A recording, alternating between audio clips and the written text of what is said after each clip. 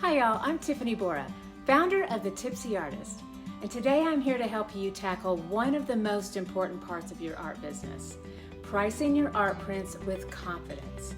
Whether you're selling online or at an art show, this lesson will give you the tools and the clarity to price with purpose and make a real profit. Let's start with the product.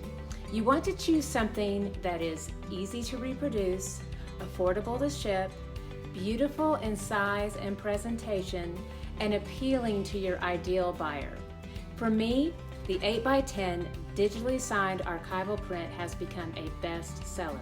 It's giftable, lightweight, frameable, and sits at that perfect price point. So let's break down the numbers. I sell my 8x10 prints at $34.97, and yes, that includes free shipping. Free shipping actually increases conversion rates by up to 75%.